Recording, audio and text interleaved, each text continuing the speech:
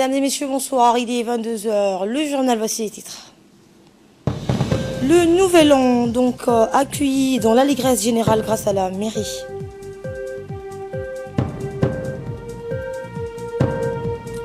Et au Brésil, Jair Bolsonaro a été officiellement investi hier. Et nous entamons cette édition par ce message de félicitations au président de l'État palestinien, donc Mahmoud Abbas, à l'occasion du 54e anniversaire du lancement de la révolution palestinienne. Donc message adressé par le président de la République, Ismaël Omar Guelleh. Dans son message, le chef de l'État a formé le vœu d'un prompt recouvrement de tous les droits du peuple frère palestinien.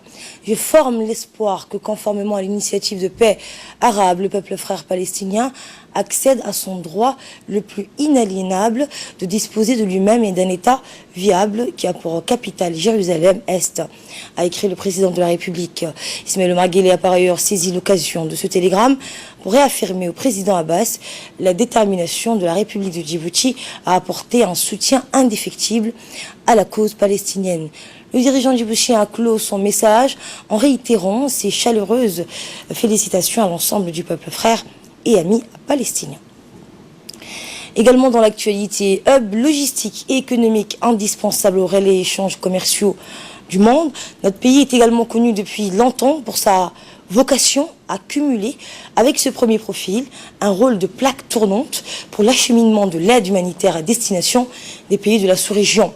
L'aptitude djiboutienne à concilier un rôle de hub humanitaire a récemment encore été souligné par le programme alimentaire mondial PAM, qui, par l'entremise d'une intervention faite dimanche dernier sur la télévision suisse romande, a salué la nature cruciale du concours de Djibouti à l'assistance mondiale au profit du Yémen. Le hub de Djibouti a, depuis le début de la crise au Yémen en 2015, joué un rôle très important pour consolider les envois et maximiser l'utilisation des capitales de transport. C'est ce qu'a déclaré en substance le PAM. Tout le matériel d'urgence, notamment les véhicules, le matériel médical, les médicaments ou les tentes destinées au Yémen, sont stockés à Djibouti, a précisé le PAM. L'institution onusienne s'est d'autant plus réjouie des conditions de facilité qu'elle trouve auprès de Djibouti en matière d'acheminement de l'aide humanitaire destinée au Yémen, que les ports demeurent difficilement accessibles dans ce pays. À l'occasion du Nouvel An, les jeunes djiboutiens ont fêté dans la joie et l'allégresse à travers les centres de développement communautaire de la capitale et des 5 régions, en présence du secrétaire d'État à la jeunesse et au sport, Hassan Mohamed Kamil, ainsi que plusieurs autres responsables de ce même département. Ces soirées festives devront accueillir cette nouvelle année espérée, riche de meilleures perspectives, sont couronnées par des manifestations culturelles et animations musicales avec des chansons mélodieuses et entraînantes. Pour le secrétaire d'État, il s'agissait donc de faire naître parmi les jeunes, par un message, l'espoir d'un avenir radieux résultant d'une dynamique prometteuse de développement durable et intégré initiée par le président de la République.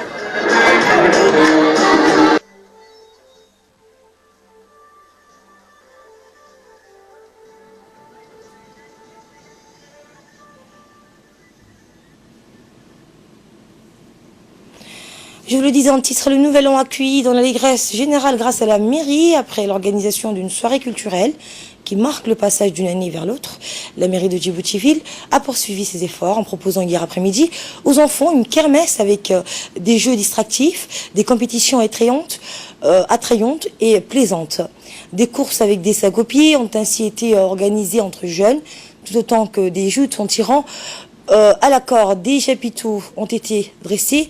Ces jeux ont ravi les parents qui sont venus nombreux avec leurs mômes. Tous ont ainsi investi l'esplanade du Palais du Peuple. Un grand public a donc assisté à cette kermesse organisée par la mairie à l'occasion du Nouvel An 2019. Notre équipe de reportage a recueilli les réactions de quelques enthousiastes et ravis pour leurs enfants. Ainsi, Mme Halimo a profité de cette occasion pour féliciter la maire de la capitale pour l'organisation de cet événement. Elle a également présenté ses meilleurs vœux au chef de l'État et à son épouse, ainsi qu'à l'ensemble des Djiboutiens pour la nouvelle année 2019. Les Jeux ont ensuite été couronnés par le tirage au sort d'une tombola qui a permis d'offrir des jouets aux enfants dans la joie. Dans la soirée, donc, la maire de la ville de Djibouti, Fatouma Avalé, a tenu à remettre de ses propres mains, des différents grands prix remportés par les enfants. Rappelons qu'un tirage au sort a été procédé, vous le voyez à l'image, pour départager des nombreux participants. Écoutons l'intervention de M. Ousmane Abdi, directeur technique à la mairie.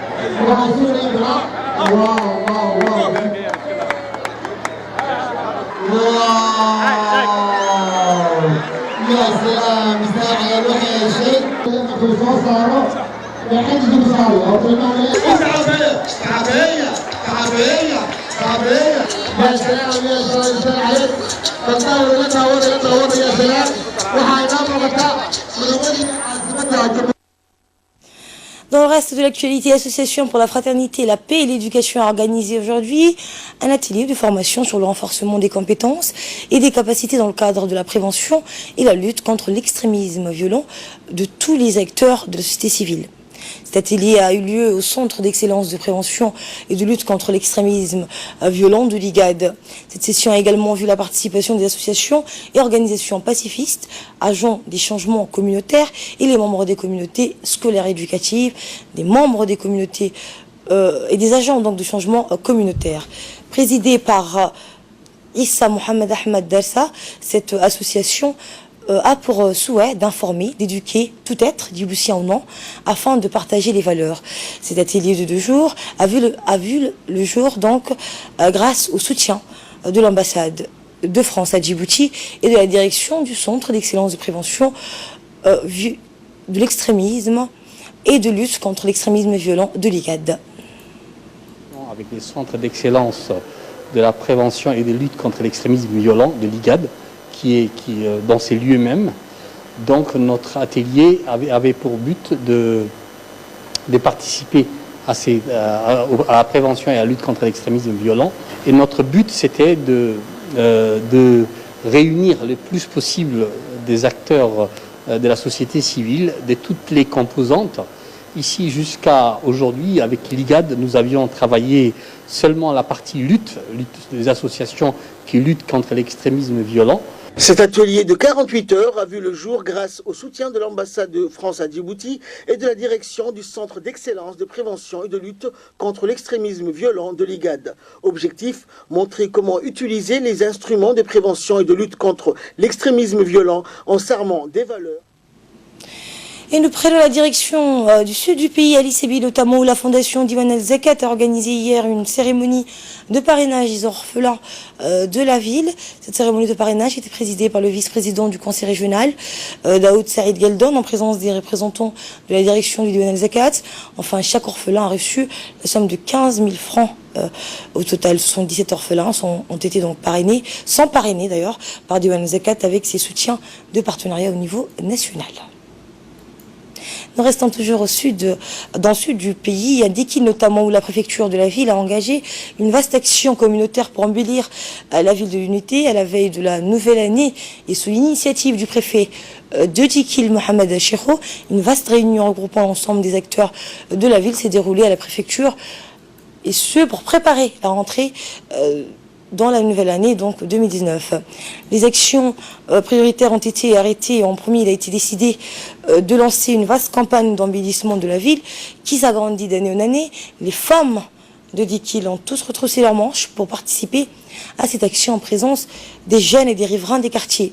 Le préfet donc de la région a remercié tous les participants à cette action noble et a promis que ce genre d'action pour améliorer l'environnement et l'image de Dikil sera périodiquement renouvelé tout le long de la nouvelle année 2019. Passons à présent une nouvelle à travers le monde. Au Brésil, je vous le disais en titre, Jair Bolsonaro a été officiellement investi, c'était hier, issu de l'extrême droite. Il est désormais à la tête de la première puissance d'Amérique latine. Cet ancien gradé de l'armée nostalgique de la dictature devient le 38e président brésilien. Jair Bolsonaro a prêté serment hier à la Chambre des députés lors d'une cérémonie boycottée par la gauche, mais en présence d'autres dirigeants d'extrême droite. Nous faisons face à un défi de taille, a-t-il déclaré lors de son allocution, affronter les effets de la crise économique et du chômage, mettre fin au délitement de la famille. Nous proposons de mettre en œuvre les réformes nécessaires pour réduire la bureaucratie, éliminer la défiance et le fardeau de l'État. Le Premier ministre hongrois Viktor Orban est venu donc féliciter cet inconditionnel de Donald Trump, dont il partage le goût de la provocation. Le secrétaire d'État américain Mike Pompeo avait lui aussi donc fait le déplacement, tout comme le chef du gouvernement israélien Benjamin Netanyahou. Aux Philippines, s'agissant des inondations et glissements de terrain dus à une dépression tropicale, selon donc un bilan publié lundi par les autorités, on fait 85 morts. Selon les 20 personnes sont portées disparues. Les victimes, parmi lesquelles figurent de jeunes enfants, ont pour la plupart trouvé la mort dans l'effondrement de leur maison emportée par des glissements de terrain après plusieurs jours de fortes pluies dans plusieurs provinces du centre des Philippines. C'est ce qu'a déclaré Ricardo Jalad, directeur exécutif de l'Agence nationale de lutte contre les catastrophes. La dépression tropicale qui s'était affaiblie avant de quitter les Philippines dimanche a apporté de fortes pluies qui ont provoqué des glissements de terrain et des inondations dans les régions de Bicol et de l'est des Visayas. Au Danemark, cette fois, 6 personnes ont été tuées dans l'accident de train survenu aujourd'hui sur un pont reliant 2 îles au Danemark. C'est ce qu'a annoncé la compagnie ferroviaire danoise. L'accident s'est produit à 7h30 heure locale sur le pont du Grand Belt qui relie l'île de Sealand, où se situe la capitale Copenhague, à celle de Fioni. Nous savons qu'un objet a percuté le train, a déclaré un policier de Fioni à la presse, sans toutefois donner plus de précision. L'explosion due au gaz qui a ravagé lundi un immeuble d'habitation dans l'Oural russe a fait au moins 18 morts. C'est ce qu'a annoncé aujourd'hui le ministère russe des situations d'urgence, alors que les sauveteurs poursuivent leurs recherches en quête d'éventuels survivants. Selon un bilan établi au corps sans vie de 18 personnes, dont 2 enfants ont été retrouvés dans l'immeuble partiellement effondré, a précisé le ministère dans un communiqué. Et enfin, Cuba célèbre les 60 ans de sa révolution. La révolution cubaine, source d'inspiration pour la gauche en Amérique latine, a célébré hier ses 60 ans sans fanfare entre crise économique et isolement politique.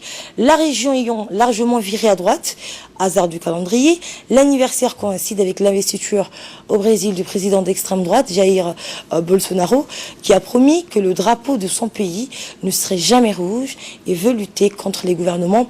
Félicitations donc des pays alliés. Ce dernier a été un des rares dirigeants étrangers à féliciter la Havane en ce jour historique. 60 ans d'indépendance, de courage et de dignité, a-t-il salué dans un communiqué. Autre allié, le président bolivien Evo Morales. Et c'est tout pour ce journal. Merci à vous de l'avoir suivi.